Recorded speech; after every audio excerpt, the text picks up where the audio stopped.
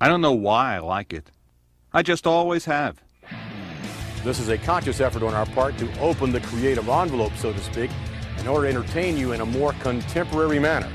Even though we call ourselves sports entertainment because of the athleticism involved, the key word in that phrase is entertainment. Vince McMahon has lost his mind. The man doesn't have it anymore. We in the WWF think that you, the audience, are quite frankly tired of having your intelligence insulted. Have you watched the television show lately? We also think that you're tired of the same old simplistic theory of good guys versus bad guys. Therefore, we've embarked upon a far more innovative and contemporary creative campaign that is far more invigorating and extemporaneous than ever before. Because while Doink the Clown had a green hair and a rubber nose, Stone Cold Steve Austin was drinking his first beer in ECW, damn you. Oh, we got attitude. You got nothing, man. As the times have changed, so have we. Welcome back to the podcast that is demanding more WCW pay-per-view names that were defunct to be brought back in the 2020s. We had the Great American Bash sort of resurrected for NXT. There's a very disrespectful Starrcade rip-off that they keep doing on house shows. How have we gotten to this point and not had a Halloween Havoc yet? It's only 4 months away. Don't count your eggs before they hatch yet. My name is Stuart Quigley. Alongside me, as you just heard, is Bill. And this is a true milestone in wrestling. A absolute joyous anniversary as we revisit the momentous, gigantic, enormous, earth-shattering pay-per-view that was WCW Bash at the Beach 2000. As this podcast goes out, 20 years to the day. And before we get into anything else, this quote-unquote changed wrestling, and it kind of did. It was one of the rare Bash at the Beaches. They weren't surrounded by a swimming pool, which was disappointing. That's surrounded by controversy, and as we all know, controversy creates cash. Cheers, easy, eh? Oh, we'll get into that as we go on. Just to set the scene before we do anything else, this was July the 9th, 2000, at the Ocean Center in Daytona Beach. I don't know if you've seen this, by the way, on the network. They've got the poster for the show, which is a genuinely god-awful poster. Yeah, it looks like I made it on Microsoft Paint. For those that can't see it, if you go onto the network, you can see part of it. It's Goldberg with like a wacky white filtered background. And if you go on to Google it, there's like a computer-generated referee in the corner. And I couldn't find a picture with high enough resolution to see in-depthly what that actually was for. The video cover, videos talking about how old this is much better than the actual poster. It's Hogan and Booker T, and the sort of background is the big gold belt itself. It has the tagline, "One man walks away with the title, one man shocks the world." Disappointing spoilers ahead, there is no Shockmaster in this pay-per-view. And yeah. We're not going to go into too much history unless it's necessary, but this is coming off the David Arquette WCW World title run, which might go some way to explaining why only 4,000 fans, or 4,440 something, paid to go into the exact same arena that they turned away double that a few years before. So they gave away 2,527 tickets. They gave away pretty much 50% on top of what they sold. And even some of those fans might be expecting a refund. Bit harsh, but agreeable. Actually, let's leave that to the end and we'll decide if that was agreeable. I will say, before we carry on, that for those waiting for a scathing review, I don't think it's going to be quite as harsh as maybe other people have reviewed it. Certainly, from my own perspective, in terms of the actual matches, there's no minuses here. For me, anyway. Maybe for you. Oh, there's several. Actually, let me just tally it up. There's several thousand minuses coming up. There's quite a good balance there, definitely.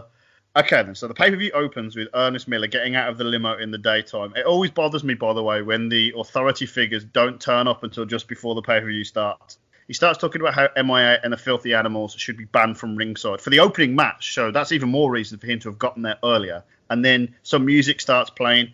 Give Ernest Miller credit. He sells it by the fact that he calls the limo driver of saying, "Have you left the radio on?" So it's not completely inexplicable that there would be music going on. And what then transpires is the Young Dragons attack him, and he dispatches them very quickly, all three of them, to open the show. What an intro we have already. What a wild ride we're in for. And he got himself out of a right pickle there, didn't he? The worst thing is, was that attack actually explained? They seem to allude to something that happened on Thunder, but it was never actually fully explained. So me, that's just bought the pay-per-view for $40 or however much it was back then, turns on and sees three ninjas, or what are perceived to be ninjas, attacking Ernest Miller. You've got your money's worth for it, what? Well, there is an ongoing theme throughout the show, which actually I found quite funny the longer it went on. This is not the first time the ninjas will be in front of our very own eyes. Now, so we go into the pay-per-view intro music video package, as it were. And by the way, I'm a WCW mark at heart, right? But I've got to say, they could not fucking do a video package for shit. The WWF has always been very good at this. This was very terrible, and it used words to explain what was going on the screen to hype up the big matches. And the music was something very similar to the 10-minute freebie you used to get back in the day. 10-minute freebie? Fuck me, man. Look, the WWE have been the best in the world at producing video packages for years. And I'm not just talking about the wrestling world. Whatever they want to put a promo together on, the WWE have always been ahead of everyone else. Don't get me wrong, we're talking 20 years ago here. The WWE's promos back then aren't what they are now. But WCW was lagging, wasn't it? Definitely. It's like they pulled some graphic students out of college and went, go on, lads, have a go. And that's what they produced. Yeah. Unfortunately, that was a sign of things to come on this pay-per-view. Yes. I should give a massive note before we move on that this pay-per-view is presented by Masterlock, so it was nice of Chris Masters to lend his name to this pay-per-view well in advance of him ever debuting that move. Your opening contest of the night is Lieutenant Loco, who I will continue to refer to during this as Chavo Guerrero, defeated Juventud Guerrera for the Cruiserweight title. In spite of being banned from ringside, both groups make their way down to ringside. I mean, this might be because Ernest Miller has only just got to the arena and the message hasn't got to them that they're banned from ringside, but they get kicked out pretty quickly after some pre-match talking from Conan and pre-match repeating from Disco. Disco was like a lapdog, wasn't he? He's so much better than that. I would respectfully disagree. I'd rather see a bit of dancing at the start of my pay-per-view. Not sure about you. Speaking of things you want to see at the start of your pay-per-view, right? You want a hot opener, you want to get the crowd going straight away, right? And I'll get onto the crowd in a second. Is it just me, or for a cruiserweight match, this was really slow? Like, it started with delay tactics, and it just didn't feel like a cruiserweight match? No, it felt like a wrestling match. Considering watching Nitro in 97, 98, and they were fast-paced, high-flying, had the likes of Malenko, Eddie Guerrero. This felt like two mid-card guys wrestling armbar matches. It wasn't great. That was just weird and different for me looking back to what I expected to see. But I will say one thing to counter that. The crowd goes absolutely ballistic for anything even resembling cruiserweight moves. There's one where Chavo just jumps off the top to the outside. Crowd goes ballistic. It's almost like it's the biggest spot you've ever seen. Maybe this is 20 more years worth of spots just sort of filtered my mind. But to me, it was just quite surprising to see. Up until a certain point, and I think we know what that point is in the pay-per-view, that crowd was hot.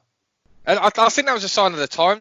I think you could have put a Broom versus Eddie Guerrero in the ring and they'd have cheered the Broom man. Oh, yeah, definitely. And by the way, can I just point out, he's not necessarily good in this role, but Chavo looks absolutely in great shape.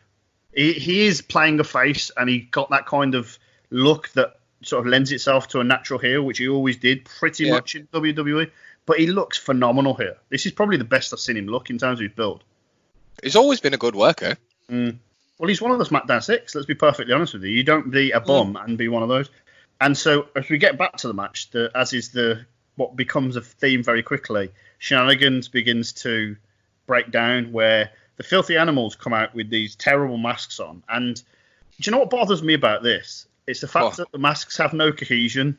They appear to be just any random masks that they grab backstage. That's the thing that's bothering you. Yes. The fact it looked exactly like them with a tight mask on that sort of rounded their face off, so it still looked like them. I really enjoyed when Rey Mysterio's mask got pulled off. Mark Madden went, "Oh, that guy's wearing a Rey Mysterio mask," which works on so many levels. It did. It did make me laugh. Went, hey, that guy's dressed like Conan.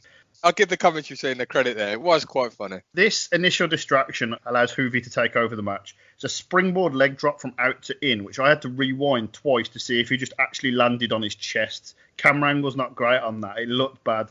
And then goes back in the ring. Hoovy goes to the people's elbow at one point, and Chavo gets up just before it. I'm not sure if that was supposed to happen, but either way. It didn't look like that was supposed to happen, no. Yeah. And then immediately after this, MIA come down from the other side of the crowd. They've got masks on. Their masks are, again, terribly, like, no grouping whatsoever. One of them's Bill Clinton for no particular reason. And Major Guns comes down through the ramp, not wearing a mask. So this amazing plan that's been concocted by the Filthy Animals to come down in masks and distract Chavo has been foiled by the referees. Somehow, this amazing plan has been foiled. Misfits in Action must then go, okay, what we're going to do is we're going to go down in masks, and then one person without a mask just distracts them anyway. I got a question.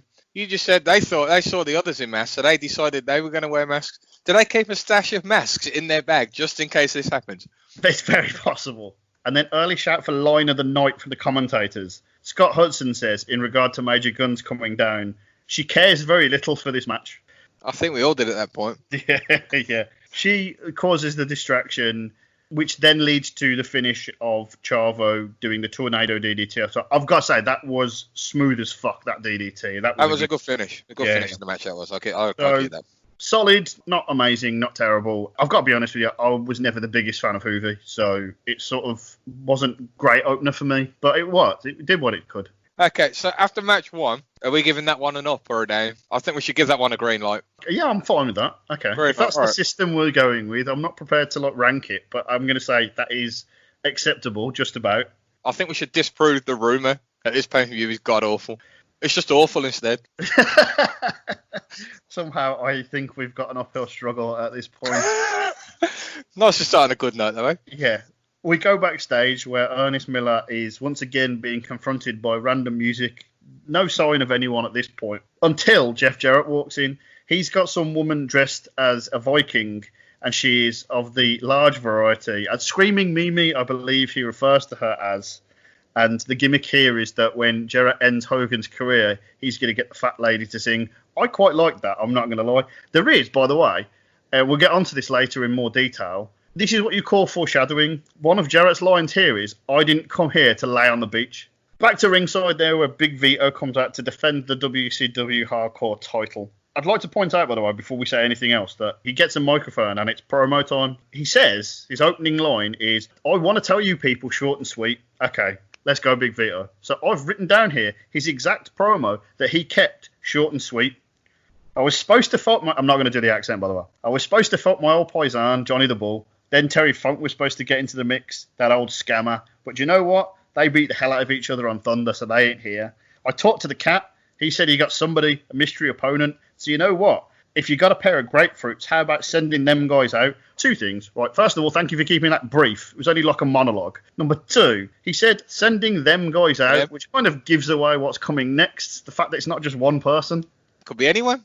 Yes, unfortunately for us, it's Ralphus and Birmingham's own Norman Smiler. Birmingham's fine. It's my only problem with Norman Smiley is didn't he come out with an Aston Villa shirt on? When he was at house show over here, yes, the last WCW house show over here. It's not good enough in my opinion. No one with a brain's a Villa fan. Norman Smiley's got a brain, hasn't he? Well, he had his brain beat out of him in this match, obviously. Well, only half, because, look, before we carry on, if this match is just Vito versus Norman Smiley, that's fine in my opinion. Does Ralphus deserve a spot on a pay-per-view? I'm struggling to find a reason why I should ever have to see him. And that's not like disparaging on him. I'm just in fear for his life. I've got no problem when it's Jericho's personal security. That was a comedy act, and it was what it was. But to come out and actually fight for the Hardcore Championship, no. By the way, did you clock this? Because I don't think I ever remember this, and I've not gone back to watch it until this point enough to hear it or to have it stand out.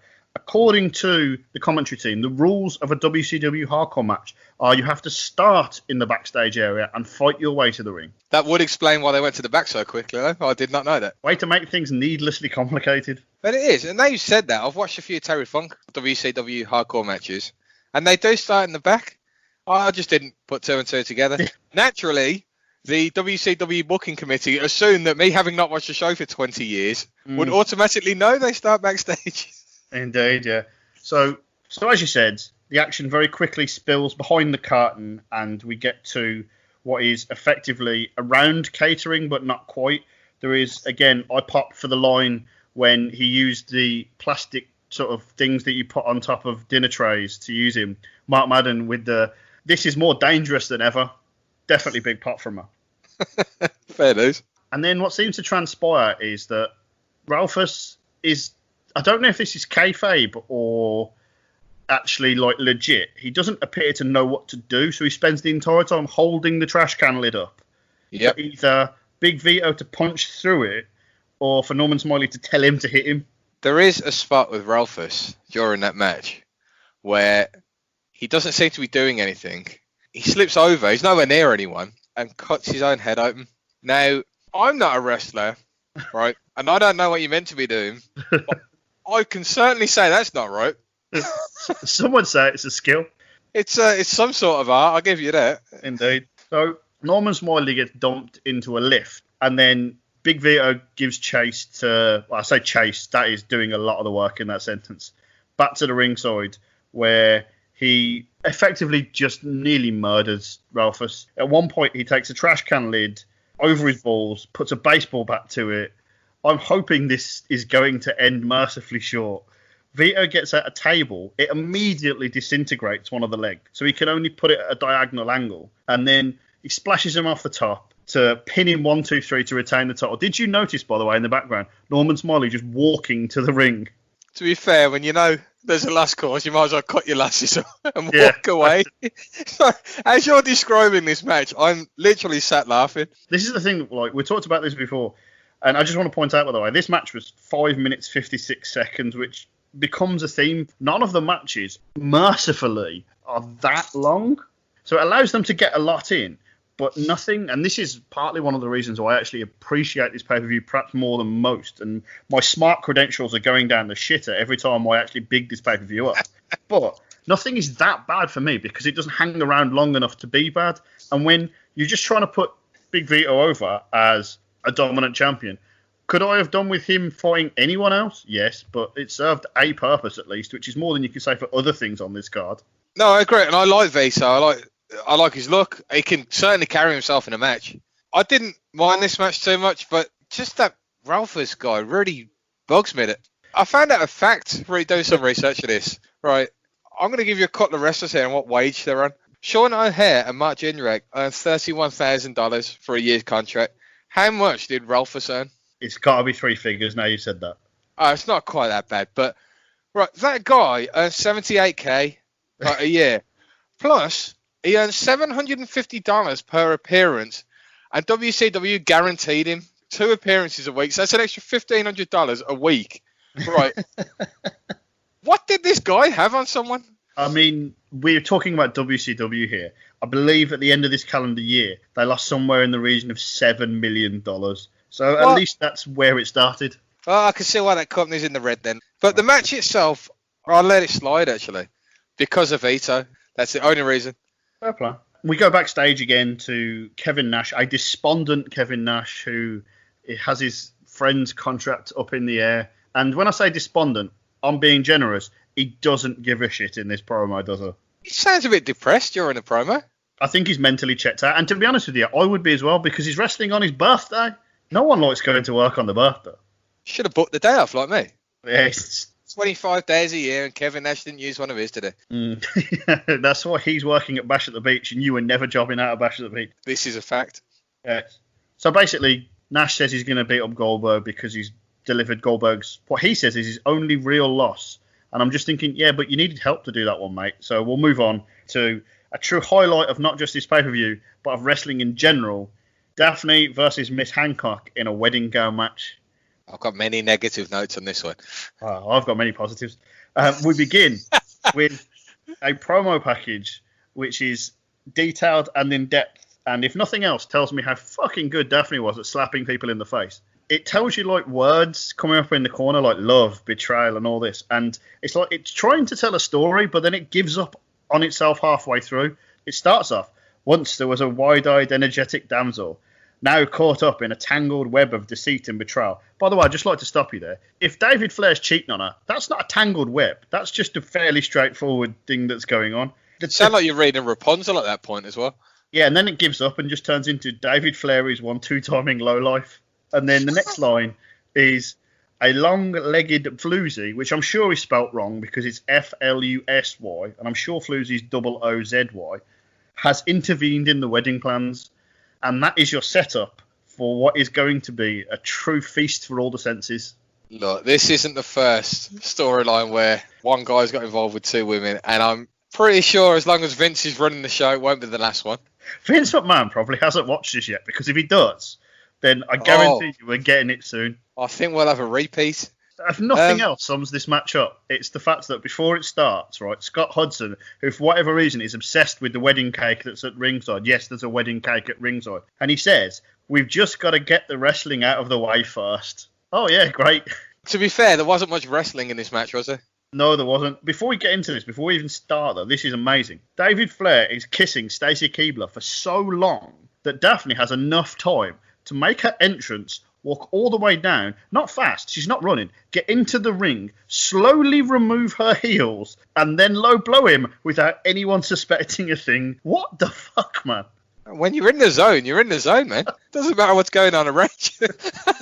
I have seen this match get completely slated, and I've seen, like, I think on The Observer it's got -2 stars, right? And do you want a hot take of all hot take? Go on. I think this is a deconstruction of the chauvinistic ways that men have over women in wrestling matches in times gone, because you expect the women to lose their clothes very quickly. What ends up happening is that the men lose their clothes very quickly. David Flair and the referee try to separate the two, because even though this is, and I'm going to use brackets, a match, David Flair is heavily involved in the opening exchanges. What that eventually leads to is Miss Hancock / Stacy Keibler pantses the referee and then low blows him. Daphne takes the pants off of David Flair, who, for whatever reason, doesn't need another low blow. Simply taking his trousers off makes him dizzy. You know what it's like when you get a bit of air there, you know. Yeah, refreshing, because he stands there for ages when she comes off the top rope. Now, this match, from top to tail, is 4 minutes 14. There's a lot going on here. Some hair clippers get introduced at one stage, and the idea that Daphne was going to get a hair shaved. Crowbar comes in. Crowbar takes his pants off voluntarily.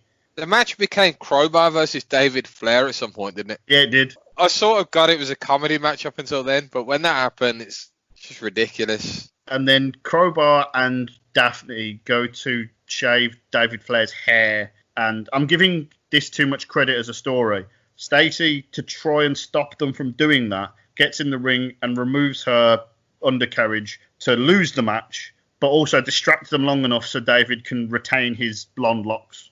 So she voluntarily lost the match? Correct. That's how much she loves David Flair. Yeah, she might want to love her career a little bit more. Into winning matches and trying to make a career for yourself here, Stacey. Yes. Of all the things that I thought about this match, I don't think anyone would treat it as seriously as you just have. And then what happens after the match is, as we'd expect, it just turns into a massive food fight. Yeah, I don't know which commentator it was. Didn't one of them say, "This is my fantasy, let me join in"? Yes, that was Mark Madden, definitely. Was it Madden? All right. Yeah.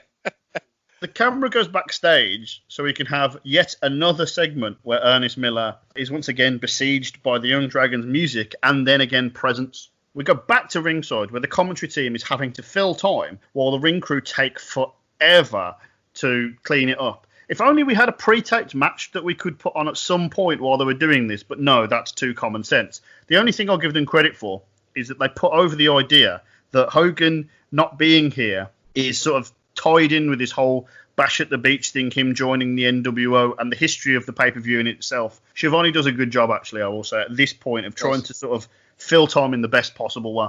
He's always been good at that. And then obviously someone has the credible idea after they spent about 15 minutes or what feels like an hour cleaning it up to just turn the mat over. Is that what they did? Yeah.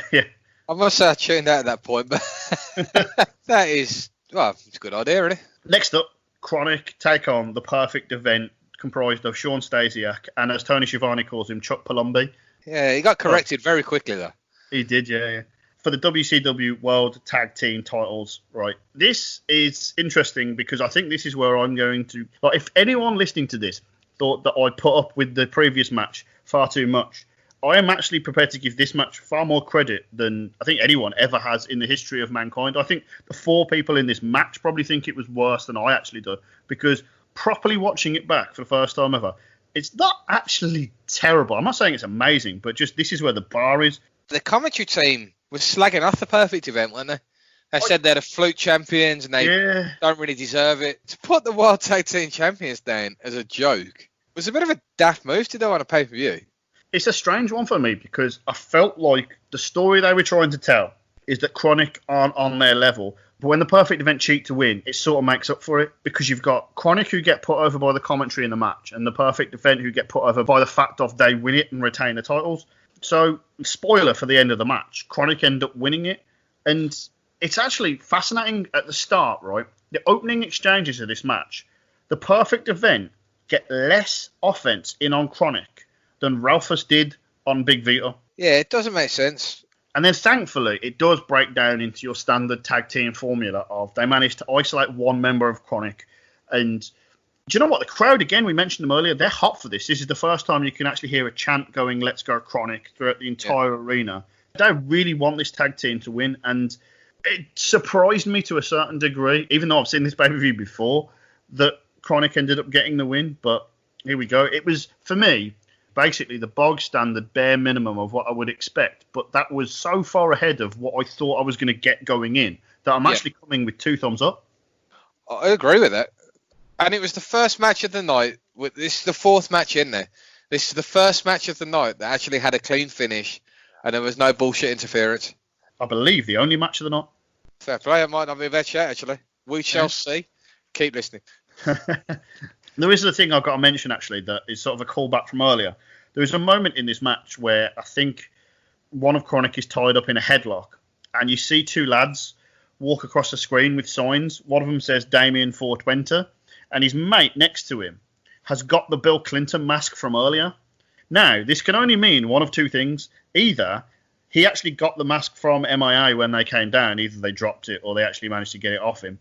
Or, which is my personal preferred method, WWE Shop just sold shit masks, and you could go and buy them backstage in the arena. You could get Clinton mask, you could get like a Charlie Chaplin mask, anything you want. I like that.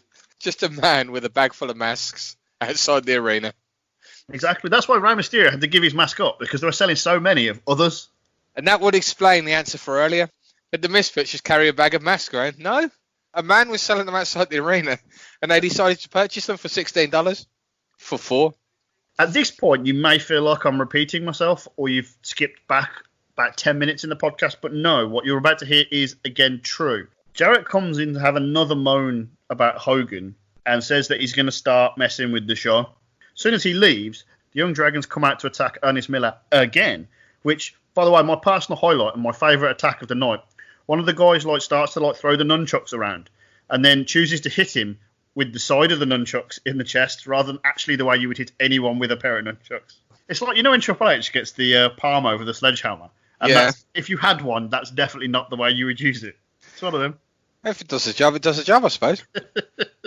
Back to ringside then, as Chris Kanyon, or Chris Positively Kanyon, takes on Booker T. First of all, big ups to Canyon's rip-off Nirvana theme music. Big fan of that. He looked the part as well when he come out. Yeah, definitely. And then also as well, it's got to be noted, before the match even starts, the crowd pops big for Booker T. Like, this is the biggest pop of the night. Booker T was over big time at that point, wasn't he? Yeah. Without going into match-by-match, move-by-move details, this is by far the best match of the night for me. And it goes to show you the idea of what, solid mid-card workers like Kanyon, and I know Booker T was on his way, as people know what this pay-per-view is all about, up the card, but this is almost the textbook definition of a solid, good mid-card match. Booker had the crowd in the palm of his hand. Yeah. If you look at the previous 4 matches, as good as Chronic were, Booker was cheering the crowd up and they were loving it. And again, I know I'm going to lose so much credibility with the internet wrestling community out there that all definitely listen to this podcast and value my opinion and my opinions of opinions so highly, but I'm sorry, I've just got to come out and say it. I am a mark for Mark Madden. I know everyone hates him, but There's a line in this match where the crowd are going, Canyon sucks. And Mark Madden comes out with, they're chanting Canyon's name. It's just so good for me. That is a good line, right? The only reason you mark out for Mark Madden is because he replied to a tweet once. That as well. I think it was a tweet. It was invented in like 2009 or so. I don't know when it was. 5 minutes after this pay-per-view. Yeah, basically, yeah. No, it was a good line. It was a good line. I'll give him that. And so then, for as much as we've bigged up the quality of the match, obviously with this being WCW at this particular time, there are things at play here. Number one is the idea that Canyon, obviously doing his rip-off of DDP gimmick at the time, had DDP's book sort of recovered with himself, and inside the book was a brick, which I kind of like that, I'm not going to lie. The brick gets disposed of at some point during the match, so that when Canyon goes to hit Booker T with it, and fuck me did he hit him with it, by the way, it doesn't get the 3 count that he's expecting because the brick has been put out to ringside. And then after all that, Jarrett comes out, hits him with the guitar. Canyon follows up with a Canyon cutter. 1, 2, 3. Canyon gets the win. That was the weakest diamond cutter. I know it was off the ropes. But that was a poor looking diamond cutter. Canyon should be ashamed of it. For such a good match, that pretend diamond cutter. Although, if it's a knockoff gimmick and a knockoff finish, then it's a poor man's version. I'll let it slide. There we go. There you go. I'm thinking of positives to this pay-per-view. I'll let it slide. There we go. Another tick to the card. I think we're 5-1 up in a minute, man. This isn't going so bad. Oh, hang on. There's a few matches to go. There we go. Yeah. I know what you mean about the finish. It was just, this is what they did. And I've heard the idea thrown around by Vince Russo that this was a way of making sure that Canyon got over as well as Booker T. But there are other ways of doing it. I will say this much. It actually makes perfect sense in the context of everything else that is to come. I get that, but there's a couple of stories going around. I will get onto this later on, but there's a couple of stories that went around about what was going to happen at the end of the night. And if that was all planned for Booker T from the off, that's fine. And I think that, get Canyon over. Booker's going over anyway. When Seth Rollins won the title at WrestleMania 31, he lost to Randy Orton earlier in that night. But yeah, you remember Seth Rollins cashing in and winning. It doesn't matter what happened earlier in the night. So I get that if that was planned out, but we'll move on to that later. We go backstage where Mike Awesome is trying to hook up with Screaming Mimi, as Jarrett has referred to her, and as I continue to refer to her. Is this his gimmick at the minute, if I remember correctly? It was a gimmick. What a way to get yourself over. I mean, yeah. I think his actual ECW sort of style got him over rather than anything they tried to do with him. No, it's definitely that gimmick. At least it wasn't that 70s guy, let's be perfectly honest. Yeah, fair point. This leads to Mike Awesome coming down to fight Scott Steiner for the WCW United States title. We get a classic straight out of the Russo playbook. Steiner goes over the guardrail, and then Awesome dives over to follow him. They don't so much fight their way around the crowd as they walk up to the entrance and then walk back. You got to get some exercises during your match. Those cardio moments are far more important than the suplexes. Yeah, you don't want to get a stitch. You want to warm up correctly performing 50 suplexes. Do you know what I noticed, by the way? And I guarantee you no one's ever checked this before or since. When they walked back into the ring, I thought to myself, hang on, has the bell actually rung yet? And it had. So this should have been double count out straight away. Yeah, the referees were off guard that night. They were distracted and missing count outs and turning their back on things. Should have been fired, someone, for that. I've got to say, this was something that happened all the way through the pay-per-view. There was a lot of discretion used with certain matches and certain things. Like, for example, there was a point during this match where both of them are on the outside, and Mike Awesome picks up one of the chairs, and it's not one of the foldable ones. It's like a solid, you can't move it chair. And it's only when he's got it in his hands he realises what he's got to do with it, and he just hits him in the chest and puts it down again. It's like a chair at one of the indie shows where you go to. Yeah, basically. Jesus, that must immovable, solid, and unforgiving. Tell you what, you could smash a car windscreen one of them chairs with little effort as well. The match itself it's okay. No, I'm not a fan. Scott Steiner looked blown up. I think his wrestling ability is really good, and I'm not knocking the guy here, but every single time he carried out a move, he was for breath. Mate, come on, you're a top star in this company. The match itself, I've got no problem with. I think the match is okay. But the finish, which I'm sure you're going to lead on to in a minute, say something else. Right, we get the obligatory ref bump, and then Ernest Miller comes out and says, "No, you don't. No, you don't," or words to that effect. We don't elaborate on what "no, you don't" means, but at this point, it's right before he's about to put him in the Steiner recliner, so commentary just sort of fills in the gap very quickly there. The match continues. Awesome holds back Steiner. Ernest Miller gets in the ring, goes to kick him. Steiner moves out of the way. He kicks Mike Awesome. Cat's on the outside. He gets a microphone. Tells Steiner that if he puts the recliner on Mike Awesome, then he'll strip him of the title. Steiner does it anyway. He strips him of the title. What a bad finish this is. Yeah, I wouldn't mind if we stripped him of the title and gave it to Mike Awesome. But he literally said, stripped him of the title, walked away, and the next US champion was crowned 9 days later after a small tournament. But just to walk away with the champion, what did that do for Mike Awesome? It made him look like a mug, really. Yeah. The complete opposite to what we've just said about Canyon, about him going over Booker T because it won't matter later in the show. This did nothing for Mike Awesome. It did nothing for Scott Steiner either, thinking about it. No, to be honest, I've always got an issue with the idea that you've just been stripped of a title and your reaction to it is just to do your pose. Yeah, he did his pose and then he did something else later in the show, but it's like that never happened. I never had the title. Gun. Ignore it, gun. To be honest with you, I actually think it makes sense when you follow what happens to Steiner later on in the pay-per-view, why they did that. But you're not given a reason in the storyline for it to make sense. It's just a case of like, oh, I see why they booked that. So why not have Awesome win the title, even if it's on a screw finish? Mm.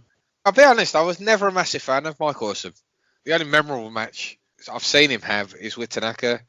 And besides that, he's sort of a meh character. Well, we've just pointed out he had terrible gimmicks and matches that had terrible finishes. So maybe if he had a little bit more help on that regard, it might have been a bit more memorable for you.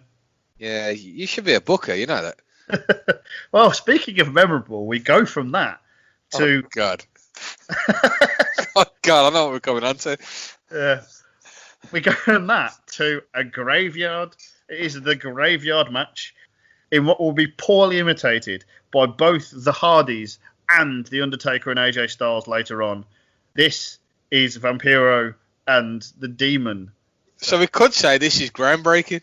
Oh, it is in every way. We start off with...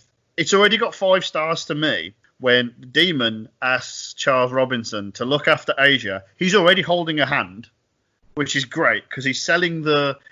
I don't know, whatever you want to call it. But he's selling it big time. Charles Robinson is a true highlight in this. Protection service. Yes. And then also as well, just as a homage to a match that wouldn't happen until 2020, the opening moments of AJ Styles The Undertaker was a swerve in the coffin. And the opening things of this is a swerve involving a coffin. Demon opens the coffin. There's no one there. And Vampiro jumps out of a tree. Sounds like Hunter and Sean, who booked the match, ripped the idea off. That's what I'm They've going to been doing say. their homework, definitely. God, this is so shit. Sorry, go ahead. Can I just point out, right? Okay, first of all, I'm going to give it like some credit in the sense that the way it's filmed does actually look better than it should, especially for 2000. Yeah, I think the filming of the thing and the actual action in the graveyard isn't too bad. My issue is you can't see a fucking thing. The lighting they got. Yeah. Terrible. I watched it back on the network yesterday and yeah, I missed half of it. Yeah, basically, yeah. And also as well, the action itself is kind of bizarre in a way where they fight for a bit around the graveyard.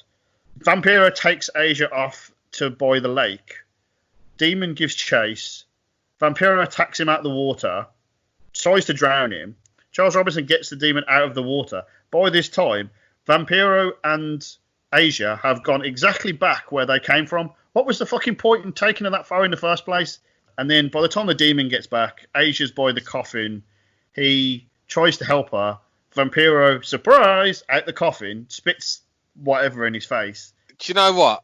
I've got a bit of an issue with that bit because at least to Tajiri, you could see the green mist. Here You could see fucking anything in this. that's a good point. But it certainly wasn't visible on the camera, was it? It looked like water was spat in his face. And then what happened? Well, Vampiro started chatting some shit, gets a cinder block, crushes him with it. That looked really good. He then puts the Demon in the coffin.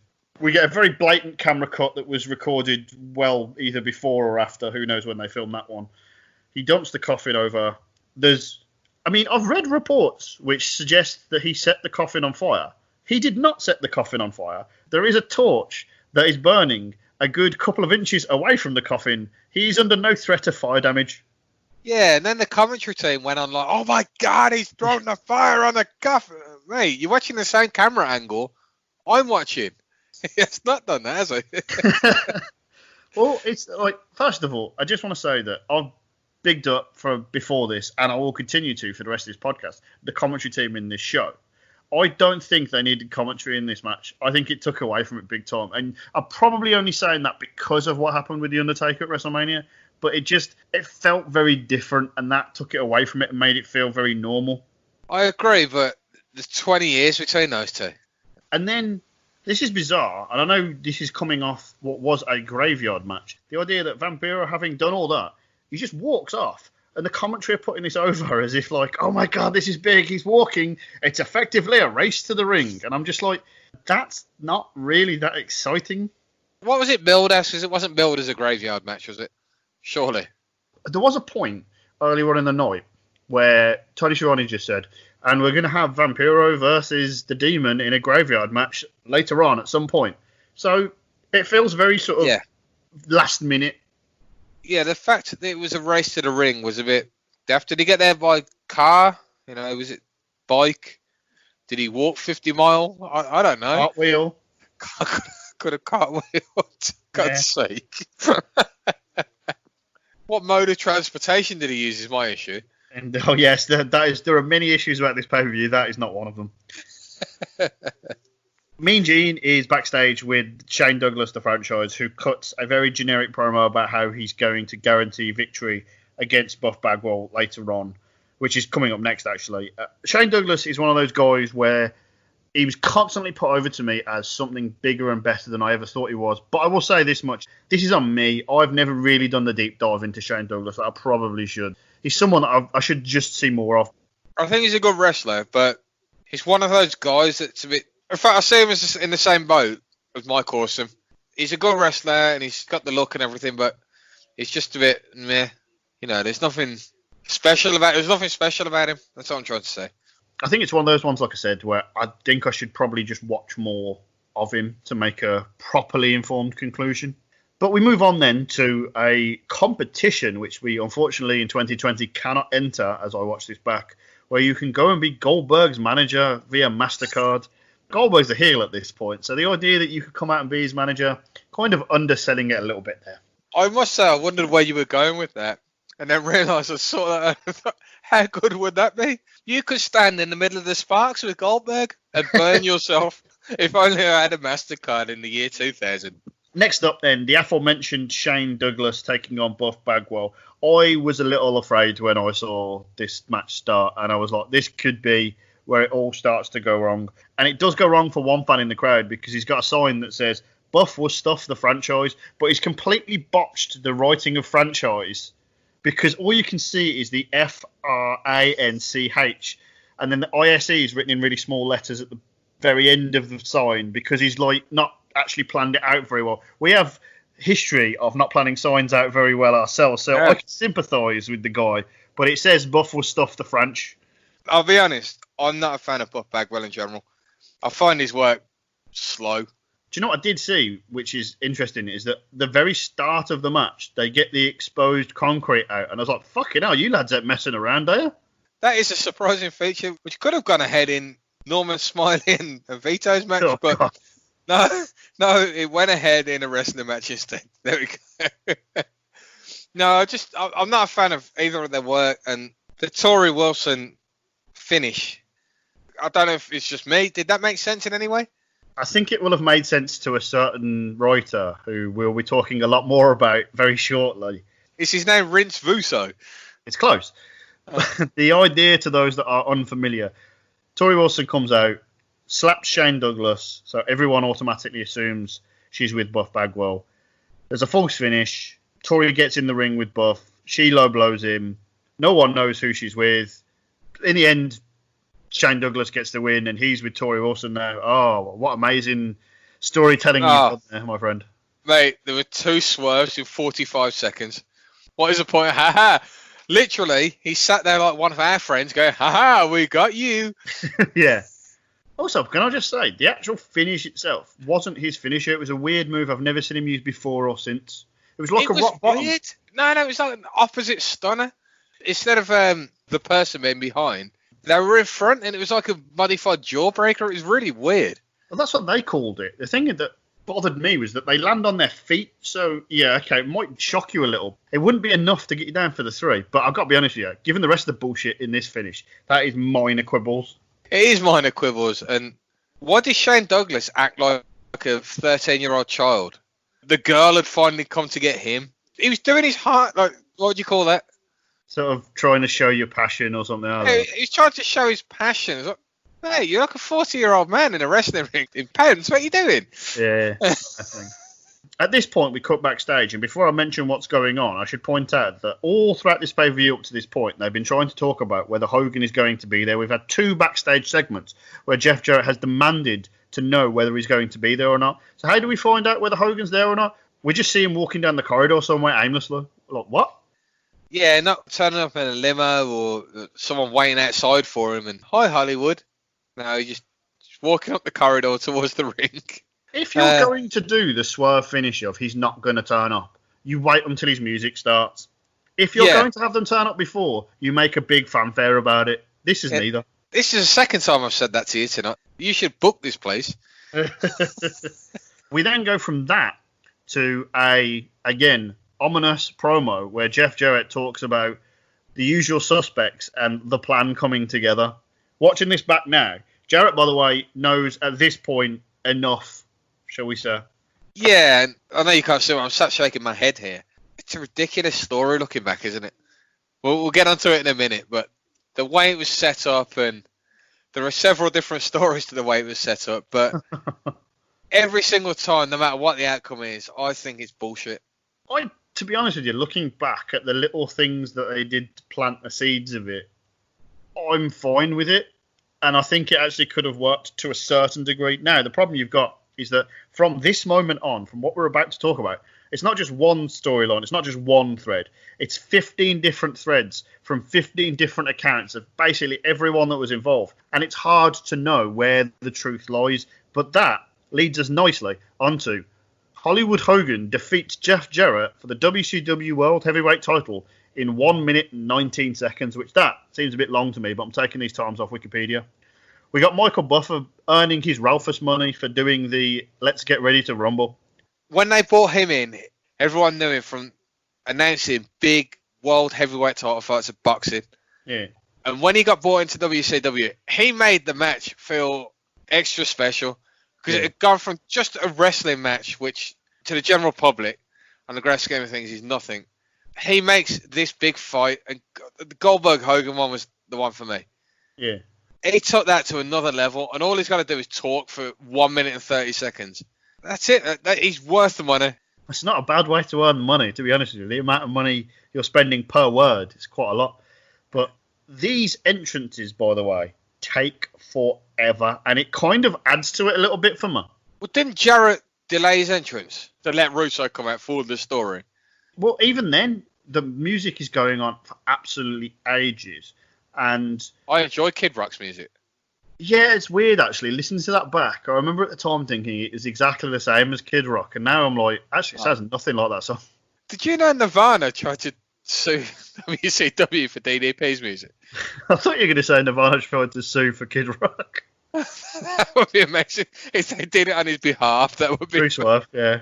Yeah, but no, that's just a side point. Dave Grohl got really pissed off with DDP about that.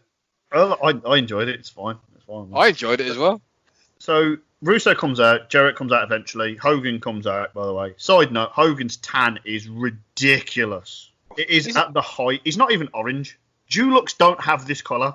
That's how bad this is. There's a point here that I just want to say, which is that at this particular time, so we're going to talk about in more depthly what was going on, broadly speaking, but they keep putting over the idea that Hogan had been put out, he'd been laid through a table by Goldberg in the weeks leading up to this, and he wasn't on TV up until this point. It is impressive at this point with Hogan and all the power and everything that he had, how much they are prepared to put over Goldberg being the one guy that can do him. Goldberg was their star, though, wasn't he?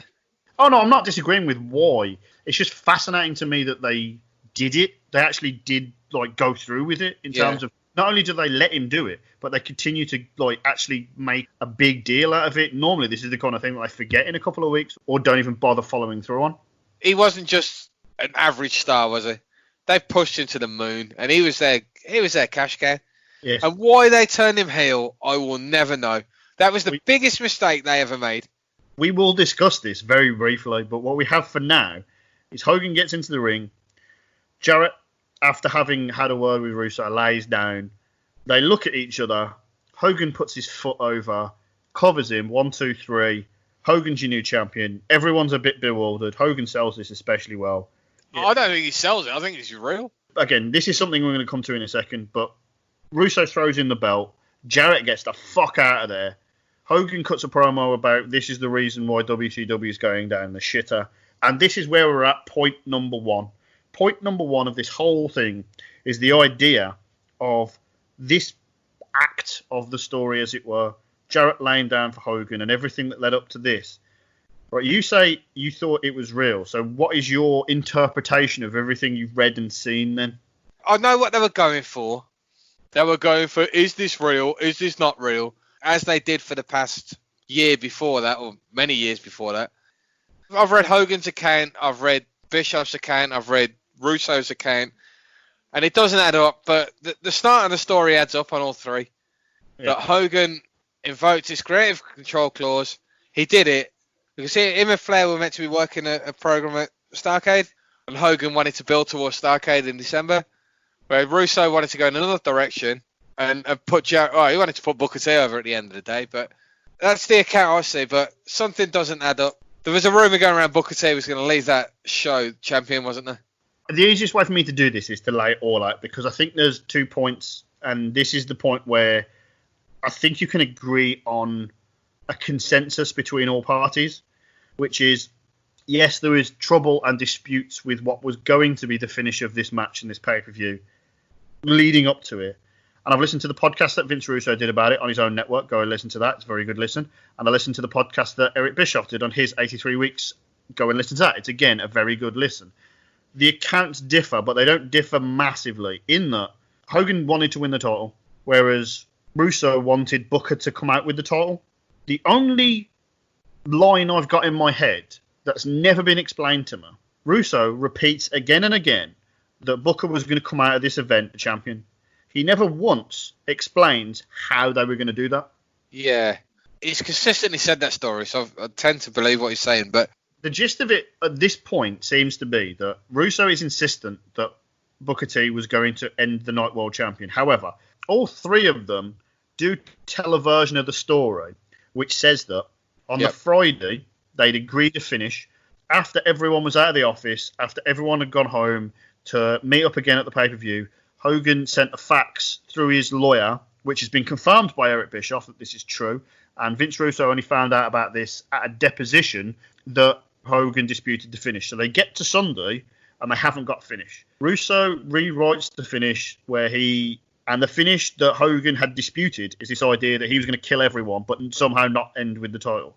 And Russo and Hogan have both said that the proposed finish was Russo saying to Hogan that if this was a shoot, I would just tell Jarrett to lay down.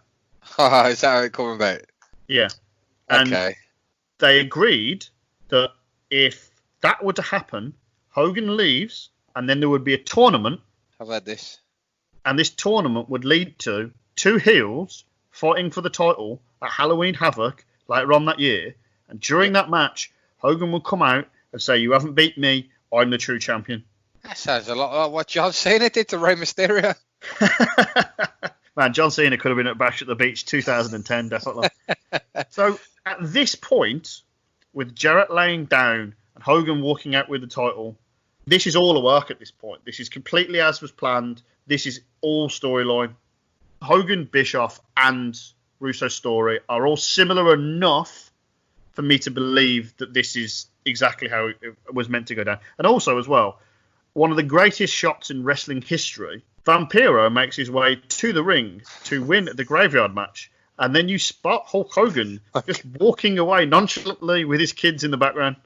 Are they his kids? I was just about to say, I'm not sure who that was, but there were two small children carrying the WCW title. Yeah. And the commentary team mentioned him, didn't they? It wasn't like they ignored him. Like, I've got to say, the commentary team are absolutely incredible at this point. There's a quote here from, I think, Tony Schiavone. There are swerves and there are swerves. We've all been swerved. Oh, Jesus, who hadn't been swerved? But do you know what? You know, we were saying earlier that the crowd were red hot. That killed the crowd. Absolutely killed the crowd. Even when Hogan came out, the crowd loved Hogan. Because the crowd sat there, what the hell's going on? Yeah. I think it's a case of one of the reasons why this leaves a lasting imprint is not just on the crowd, but on the wrestling industry as a whole. If this was a one-off, if this was something that WCW, and I'm not going to point the finger at a specific person here, if this was a one-off, they'd probably be okay. But the amount of times they tried to work the crowd and work the people in the back and work everyone else, and it's just like, at some point you stop caring, and this is kind of what happened. Well, that carried on afterwards, that was the problem. People will give you the benefit of the doubt. It's when you tell them that it's not worth it, that's the issue. Well, that came later on, didn't it? When Mr. Russo decided to cut his promo. We'll come to that because we've got a couple of things left before. And as I mentioned, one of them being Vampiro, glorious Vampiro, entering the ring. Winner! He literally won a match by walking into the ring. You said during this podcast that I should be booking it, right? If you were booking it, would not this be where the match started? Would not Vampiro be jumped and then you have like a 5-minute segment here where they have a couple of bumps in with the crowd? I think that segment was produced to get Sting over, wasn't it? Well, this is the thing. Vampiro, the graveyard match is over. I don't know at which point it officially finished. It officially finished when he stepped into the ring. There was no bell, but the bell rang in the graveyard. Yes, that's right. The bell tolled. The bell. God's sake. Yeah. Vampiro tries to cut a promo. He is interrupted by a load of Sting druids carrying a coffin, eerily similar to the one we saw earlier. They bring it down. The coffin opens itself with a Sting impersonator inside, who then attacks Vampiro. That Sting impersonator, by the way, friend of the Beermat, Chris Harris. Friend of the Beermat? Shout out, Chris. And then some weird, we're talking about music before, a weird version of Kane's music plays, and the camera just stays on Vampiro for ages. I'm waiting for him to jump up, but he doesn't. And that's that. So we'll -1 that one. Plus 10. Backstage, Goldberg is with Mean Gene. For Goldberg, this is a decent promo. He's quite intense, and given the storyline up to this point and what I know about it, he's not too bad. Again, this is more to do with where you expect his levels to be. The only thing that put me off was that fucking exercise equipment around his neck. Like, yeah, what was that about? That looked really out of place. I wish he could have got rid of that. Perhaps he's wanted a pre-match workout. You got the blood pump into the muscles. See, smart. Goldberg's smart. Kevin Nash is not. From here, this is where it all comes together. This is what you've all been waiting for. Vince Russo walks out to the ring. Scott Hudson says, this is not Vince Russo, the character. This is Vince Russo, the boss. I hate that line. Yeah, so do I. It's so cringeworthy. I hate that line. We talked earlier about the whole idea of like the crowd giving up, right? If you're so insistent on these shoot work kind of things, right, you insult the audience's intelligence by telling us what's real and what's not. I agree with that, which is why the WWE were really good at it, or still are really good at it. If you take CM Punk and the pipe bomb as an example, you know you're watching a wrestling show, but everything he says, you latch onto and think that's real. And that's the difference between that and someone coming out the curtain going, this is bullshit, man.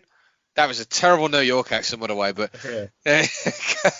I tell you what, you want to do yourself a favour, go and listen to Vince Russo's podcast and do a shot or have a drink every time he says the word bro. You will be hammered. So everyone knows the promo. The gist of it is that Vince Russo stayed away from WCW because the hassle of working with politicians like Hulk Hogan isn't worth it, but he came back for certain people in the back like Booker T, Jeff Jarrett, Misfits in Action. He names several people. The crowd pops big whenever he mentions Booker, by the way. Booker T was over at the time. He's over big time, and if you take what Russo's saying sentimental value, he's right. The stars at that time, and it's exactly the same now, the stars of the previous era were trying to stay relevant, and the new stars were getting held down.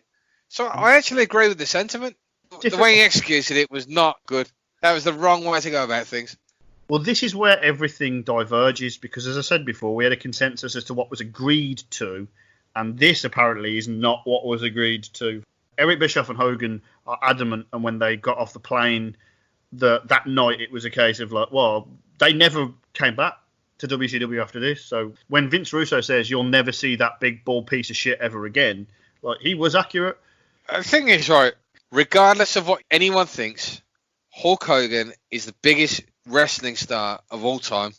John Cena will never reach the mainstream appeal that Hulk Hogan did. As big of a star as John Cena is, The Rock is the nearest to getting there, and The Rock is not as big of a star as Hulk Hogan was.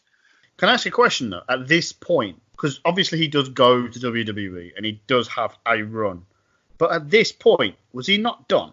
Was he not kind of on the way out? I remember when he came to WWE, the feeling, and again, I was like a teenage smark, so more for me, but the feeling was that like he was just useless, he was washed up, he couldn't wrestle, and it was all just a nostalgia pop. Hulk Hogan was never the most technical wrestler, but Hulk Hogan popped a crowd. I know I mentioned this gentleman several times before, but I bought my wife tickets to see Hugh Jackman in Birmingham, and when I sat in the arena with her, fuck me, there's a Hollywood A-lister. I've never seen one before. There's a Hollywood A-lister right in front of me, and when Hulk Hogan comes to town, it's the same thing. If you said to any person our age or above, even if they didn't watch wrestling, do you know who Hulk Hogan is? They probably would know who Hulk Hogan was. He had an appeal. That crowd at Daytona Beach popped, right? And 90% of crowds would. The only time he wasn't over was in 1992, when people were getting tired of him being the invincible Hulk Hogan. See, I think there was an element of that, but I do think as well, the whole thing of Vince Russo pouring his heart out, if you want to call it that, and telling the crowd that like this guy that they like, whether he liked it or not, the crowd definitely did, that they're never going to see him again. It deflates everything. I personally echo the sentiment what you said earlier, of that WCW did need a bit of a clear out. WCW did need a bit of a restart, and this does restart things. I actually ended up watching WCW, and when I said I became a WCW mark, it was not in the immediate aftermath of this, but Booker T was the first like proper face champion I remember getting behind and really thinking that about. And Scott Steiner was one of the biggest heels that I ever remember. I followed WCW in its death throes, and it felt so much fresher than watching it now, watching it back in this. So I'm sort of the other way around, because I watched the NWO form in '96. I wasn't a WCW fan before that. That's what got me into that company, though. And I watched it grow, and I watched Goldberg grow. And by the time I got to that point, it was the WWE were putting out such a solid product. They had homegrown stars. They created The Rock. They created Austin. Bret had come and gone. Undertaker was there throughout. I know he left WCW. Triple H is a WWE guy. Yes. In his own head. And they created all these stars at this point. And WCW tried to carry on pushing ex-WWE guys. The only two stars that they pushed for their own up until this point were Goldberg and Sting. And then suddenly they had to push Booker T after that. And I think that was their downfall. People had seen the likes of Lex Luger, Randy Savage, Hulk Hogan, Kevin Nash, Scott Hall. They associated them with the WWE guys. And they became tired of it. And it was time to move on. And WCW never did. Well, isn't this an attempt at moving on? It's very poorly executed. It was too late. They did try and move on, and I agree. I know we said earlier, guys like Chavo Guerrero, and I mean, that's the reason Chris Benoit and Eddie Guerrero and the Radicals left, wasn't it? Because they weren't getting the chance, and the likes of Chris Jericho left. And look what the WWE did with them. They turned these guys that were mediocre in WCW into megastars. Yeah, but they were mediocre in terms of how they were presented, not how they were. Exactly. WCW dropped the ball on that. I'll give you that. But exactly. Again, I think this goes to the idea of, and why the frustration for me is that if Vince Russo and Eric Bischoff couldn't have settled their egos and put them aside, there was actually room to grow this company. And again, I'm not saying, like, they get obsessed with this idea for all that they hate each other. They have a collective, unified hate of like the dirt sheets and everything that like the internet and all the smarks want to say about this and all about that. And I just think to myself, yeah, but that's indicative of you caring what other people think, which is funny when you present this image of someone that doesn't care about what people think. Like Vince Russo, in terms of this promo, in terms of his whole identity, it's this, oh, I'm trying to play it off as I don't care, when you very clearly do. Oh, he's a passionate guy. I've got no doubt in my mind, no matter what happened, he wants what's best for WCW. I've got no doubt about that. Whether he went about things the right way is a completely different question. I don't think airing your grievances in the middle of a pay-per-view was the best option, personally. He obviously feels it was, and he's, from listening to him, he feels vindicated to this day, but... Yeah. Unfortunately, because WCW ends so quickly after this, it's one of those things where you could just point to it very easily and go, this is it. Oh, yeah, without doubt. It's, it wasn't the worst thing that happened to that company, let's put it that way. No. There's being famous, and then there's being infamous, and this is infamous, and it's a case of, for as much as I can watch the pay-per-view now back, and I can enjoy it from a sort of voyeuristic, oh my god, I can't believe that happened, it's also quite sour and quite sad, really, that it doesn't lead to anything negative, but it's just an underlining of everything that was negative. Yeah, no, I agree with you there. Side note again for the commentators who go like well over the top here. Mark Madden, direct quote, if Vince Russo was a woman, I'd marry him. And then there's a moment where Tony Schiavone just sort of gives up all hope, where he just turns to Mark Madden and he goes, how long have we been doing this? And then Mark Madden replies, feels like 1,000 years. Perhaps I've underestimated the commentary team on this show, looking back. All right. So all that transpires. Russo calls out Hulk Hogan, says his world title means nothing. Jarrett's back the champion. He's going to fight Booker T. That's our main event. We go backstage where Kevin Nash walks past Scott Steiner doing something in the corner that we can't quite see with someone that we can't quite see. Shouts at him to get into the game, and Nash walks to the ring for his match with Goldberg. This is interesting for the sheer fact of, I'm not going to comment too much on the match quality because it's not really there, but there's a couple of things that stand out to me. One, again, on the commentary here, they go big for trying to settle this as Godzilla versus one of Godzilla's foes, and then the follow-up line is Titanic versus the iceberg. That's not a good comparison because one of them is going to die very quickly. I wish I looked half as cool as Goldberg coming out with a contract in between his trunks. I have never looked anywhere near that cool a day in my entire life, and he's got a piece of paper sticking out of his trunks. You will never look that cool. No, it's absolutely true. And also as well, just because I'm an absolute child, there was a sign in the crowd as soon as the match started that said gold turd, and that made me laugh. That's made me laugh now, actually. I never noticed it. Yeah. He was never a good heel, was he? As much as I like old Bill, he was never a good heel. I don't know what it was. Look, when he was a face and he was a badass and never spoke, or if he did speak, he spoke a few words. Yeah. I looked at him and I was like, wow, you could legitimately kill someone. When he was a heel and talk, I was like, yeah, bit of an Elmer Fudd there, aren't you, mate? Which is funny because he was in Looney Tunes back in action. The thing for this is that you watch the promo package beforehand, and it's only right at the end where you think to yourself, hang on, why is Goldberg the heel here? Because everything about it makes sense for him in terms of actions, right up until he starts slagging off the crowd. Because Kevin Nash and Scott Hall caused his first loss, and the idea that they came in from WWE as the outsiders to destroy WCW, I'm sitting there going, hang on, I'm not seeing a bad point here. And then he starts slagging the crowd off. Perhaps Bill just hates people. And the thing is that he said himself he never wanted to be a heel, so it's one. He was a god awful heel, and I'm sure we'd sit here having a beer, and it'd probably kill me for saying this. He was just no good, was he? And it went on far too long, and it was too late.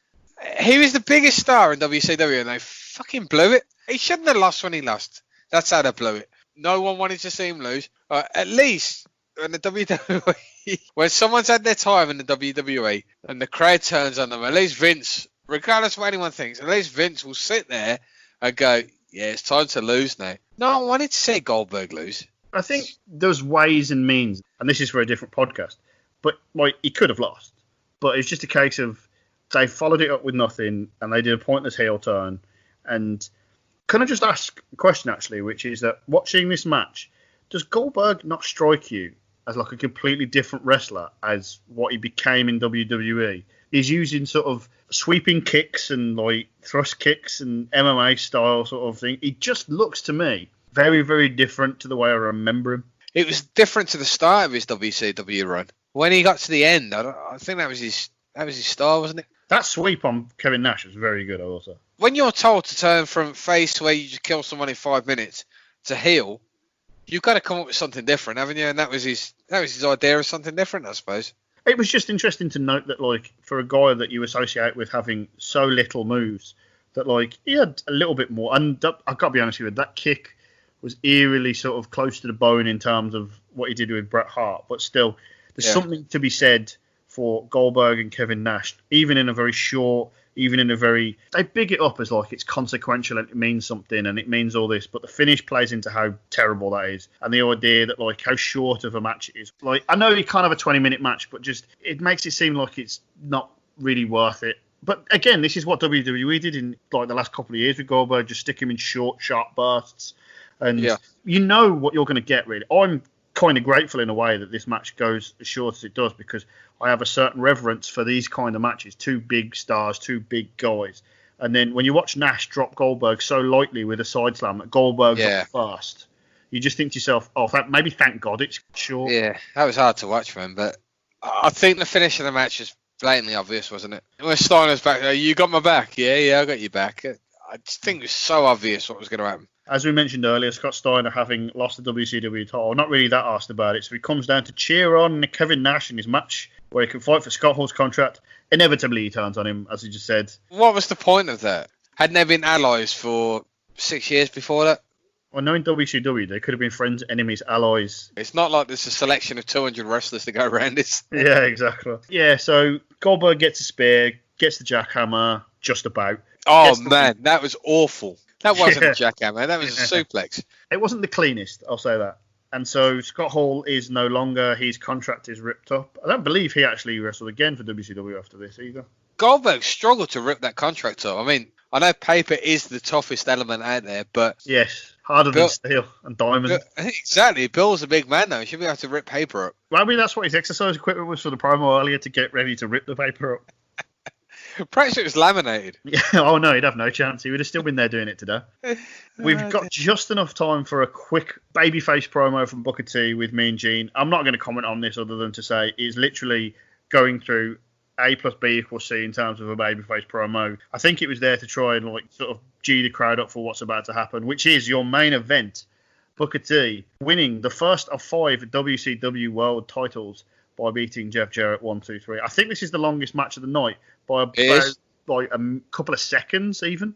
Yeah, Chronic were angry when they found that out. Yes, they were angry for many reasons. But I gotta say, I've heard Booker T on podcasts before say that he doesn't think that much of this match. I think of it probably slightly better than him, but there are definitely flaws with this in that it feels like they're trying hard, but nothing's really coming off. Did you notice that when the main event started, there were quite a few empty seats on the hard camera? And perhaps it was the 2,500 people that got free tickets decided they could walk out at that point.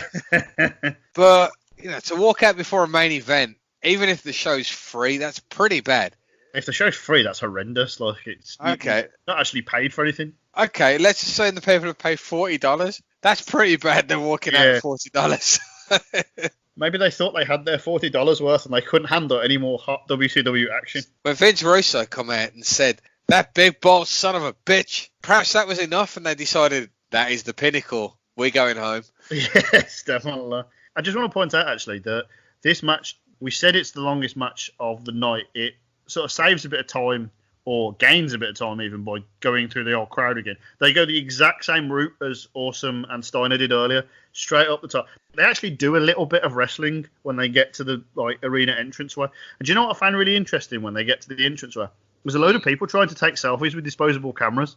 It's hilarious. Man, it's like the future and the past mixed. Exactly. They get back into the ring. Jarrett controls the action. There's a pole driver onto the announce table. It doesn't give at all. It looks quite bad, to be honest. The action slows down to a snail's pace. And I get what they're trying to do, but this could have done with being a bit quicker. Like when Booker T first came out against Canyon, the first opening exchanges of that match were really hot. And this one probably could have been done with the other way around. I understand that Booker's already wrestled. I understand the circumstances. And this is minor quibbles, because there is a moment here where I realise, we've said it again and again and again, how over Booker T is. Jarrett's got Booker in a headlock. He reverses it, so Booker's got Jarrett in a headlock. The crowd pops for Booker getting him in a headlock. We've already discussed this, but the crowd were hot at the start of the night. Mm-hmm. And when we get towards the Hogan thing, I suppose the crowd sat there and it knocked the air out of him. Yeah. But when you've got a match you want to see at the end of the night, puts it back into it and you get behind it. Mm-hmm. It's like some of the indie shows have been to, you know what it's like, man.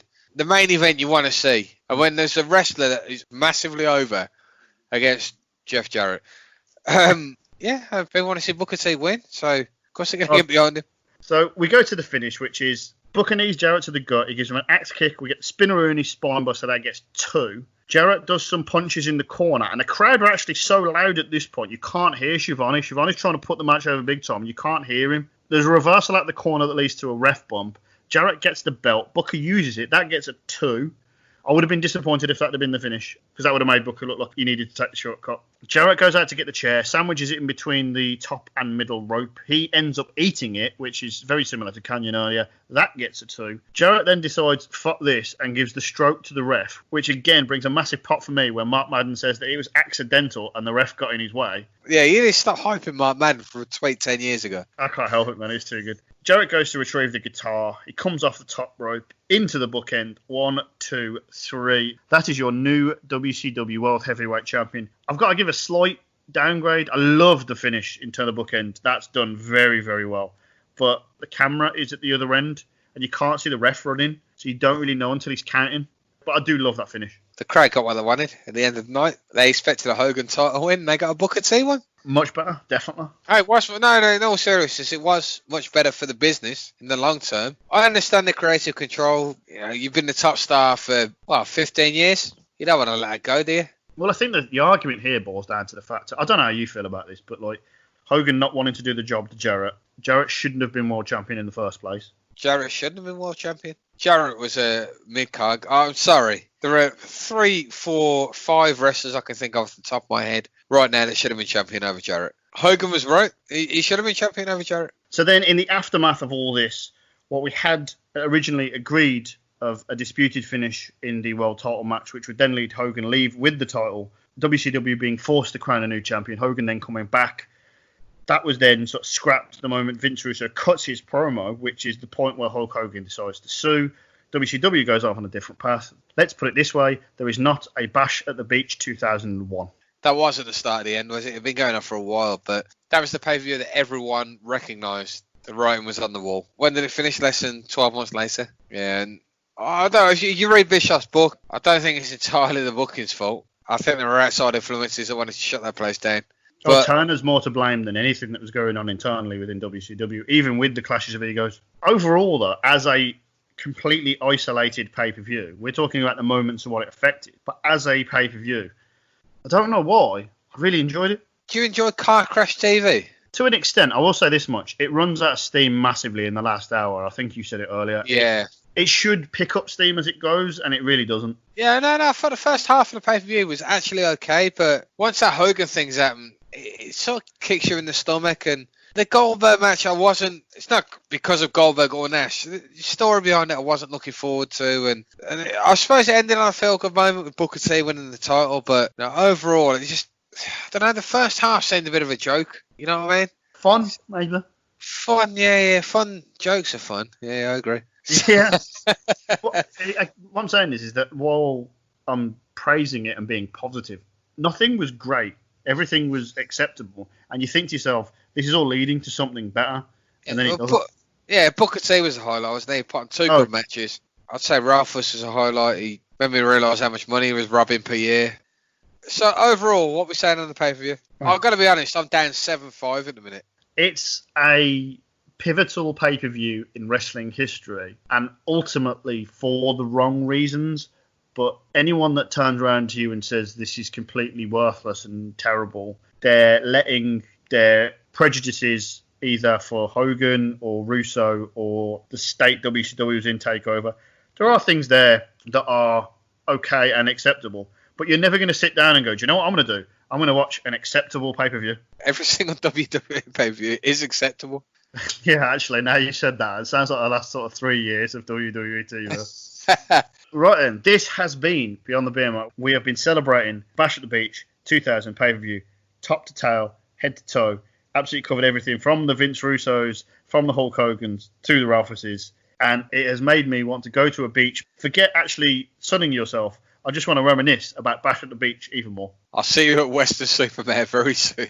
Yeah, definitely. Not for a drink up, for a match. Oh, yeah. It's all about Bash at the Beach.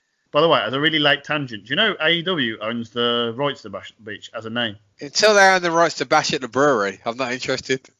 Yeah, that is definitely coming soon. And in that regard, what you can do to help us make Bash at the Brewery reality, we waited 20 years to do this review. You will not have to wait 20 years for this pay-per-view.